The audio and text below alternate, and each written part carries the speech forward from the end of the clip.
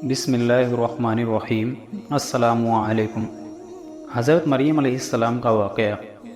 حضرت مریم کسی کی بیوی نہیں ہیں، ہاں ایک پیغمبر کی ماں ہیں۔ حضرت مریم علیہ السلام کے والد عمران اور زکریہ علیہ السلام دونوں ہمزلف تھے۔ عمران کی بیوی کا نام حنہ تھا اور زکریہ علیہ السلام کی بیوی کا نام ایشان تھا۔ عمران کی بیوی حضرت حنہ سے ایک زمانہ تک اولاد نہ ہوئی، یہاں تک کہ بڑھاپا آ گیا اور مایوسی ہو گئی۔ یہ نیک لوگوں کا خاندان تھا اور یہ سب لوگ اللہ کے مقبول بندے تھے۔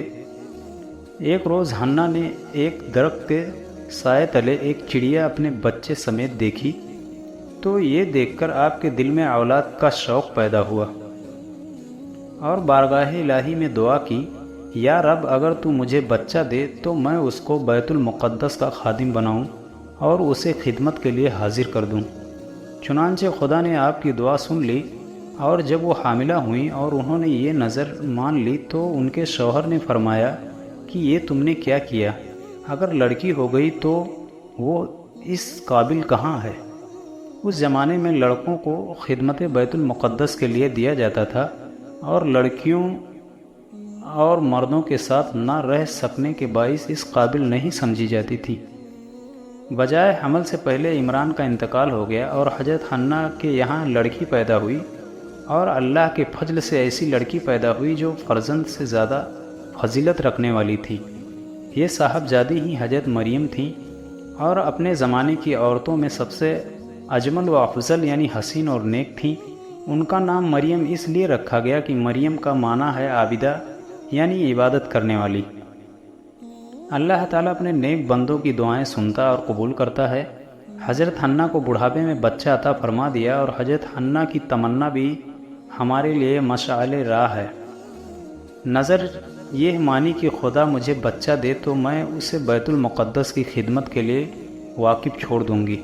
آج کل کی ماؤں کی طرح نہیں کہ خدا بچہ عطا کرے تو اسے میں لندن بھیجوں گی، اسے DCP بناؤں گی اور تھانے دار بناؤں گی۔ وہ الگ بات ہے کہ تھانے دار صاحب اپنی ماں ہی کو ہتھکڑی لگانے ہم کے معلوم ہوا کہ اللہ سے اولاد کی طلب کی جائے تو تمنا یہ ہونی چاہیے کہ میرا بچہ دین کا خادم بنے، مسجدیں آباد کرے اور خدا کو یاد کرے، یہ نہیں کہ دن بھر ہاکی کا میچ ہی کھیلتا رہے۔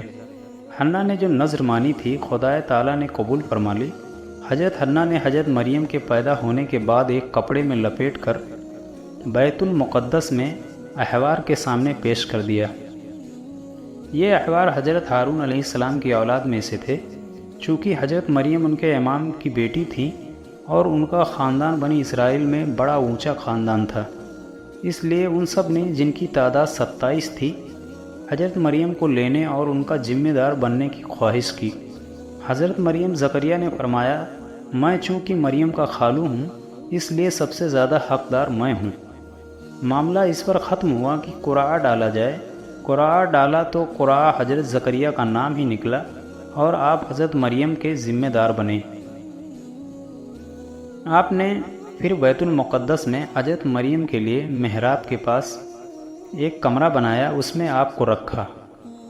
حضرت مریم کی یہ کرامت تھی کہ آپ ایک دن میں اتنا پڑھتی جتنا دوسرا بچہ سال بھر میں پڑھتا ہے، اور آپ نے کسی عورت کا دودھ بھی نہیں پیا، بلکہ حضرت زکریا جب کمرہ بند کر کے اسے تالا لگا کر باہر تشریف لے جاتے اور واپس وہاں آتے تو ان کے پاس رنگ رنگ کے بے موسم پھل موجود پاتے۔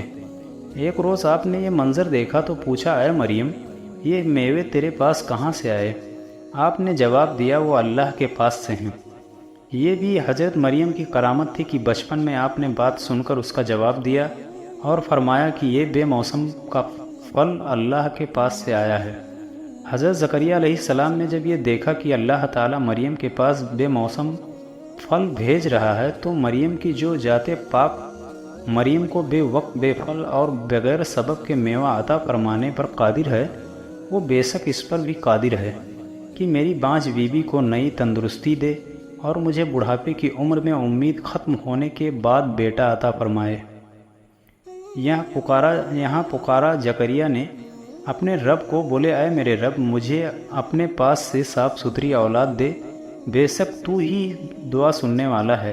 چنانچہ وہاں مانگنے کا یہ اثر ہوا کہ جبریل امین حاضر ہوئے اور عرض کیا، آپ کو خوشخبری دیتا ہوں یحییٰ کا، چنانچہ مقدس بڑھاپے میں آپ کو اللہ تعالیٰ نے یحییٰ علیہ السلام عطا فرمائے۔ کرامت اولیاء حق ہے۔ حضرت مریم بغیر کسی عورت کا دودھ پیے دن میں اتنا پڑتی جتنا دوسرا بچہ سال بھر میں پڑتا، اور آپ کے لیے کھانے پینے کا سامان جنت سے آتا۔ معلوم ہوا کہ اللہ تعالیٰ ہر چیز پر قادر ہے۔ یہ جو عام قوانین نے قدرت نظر آتے ہیں، خدا تعالیٰ ان کا پابند نہیں بلکہ یہ قوانین خود خدا کی مرضی کے پابند ہیں۔ وہ اپنے قانون کے خلاف بھی جو چاہے کر سکتا ہے، یعنی اس کا ایک قانون یہ بھی ہے کہ عام قوانین کے برعکس جو چاہے کر دکھائے۔ جو لوگ معجزات و کرامات کے منکر ہیں وہ شان الوہیت سے بے خبر ہیں، وہ خدا کو ان قوانین کا تابع سمجھتے ہیں۔ معاذ اللہ، حالانکہ سب قوانین اس کے تابع ہیں۔ یہ بھی معلوم ہوا کہ خدا تعالیٰ اپنے مخصوص بندوں کی خاص تربیت فرماتا ہے، اور یہ بھی معلوم ہوا کہ جہاں کسی اللہ کے نیک بندے کے قدم لگ جائیں اس جگہ میں یہ تاثیر پیدا ہو جاتی ہے کہ وہاں جو بھی دعا مانگی جائے اللہ قبول فرما لیتا ہے۔ اس لیے تو حضرت زکریا نے اس کے مطابق وہاں کھڑے ہو کر دعا مانگی جہاں مریم بیٹھی تھی۔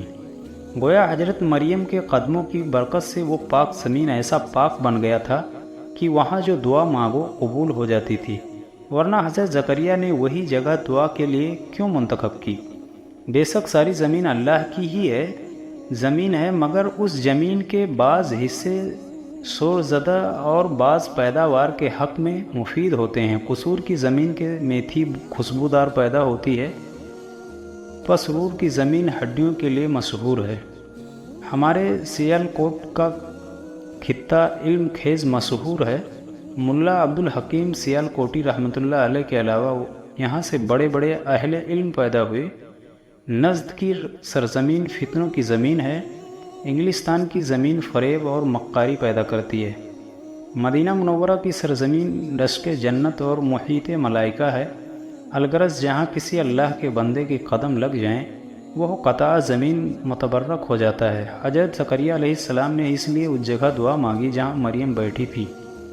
اسی طرح ہم جو داتا صاحب کے مزار پر اجمیر شریف کی حاضری دے کر وہاں دعا مانگتے ہیں، اس لیے کہ یہ قطعات زمین اللہ والوں کے قدموں کی برکت سے مقدس ہو چکے ہیں۔ جہاں اللہ سے جو بھی دعا مانگی جائے گی خدا دعا قبول فرمائے گا، اور مدینہ منورہ کی حاضری نصیب ہو جائے تو پھر کہنے ہی کیا، وہ سرزمین تو ہے ہی جنت اور محیط ملائکہ، وہاں جو مانگو پاؤ۔ خدا حافظ۔ وآخر دعوانا الحمدللہ رب العالمین۔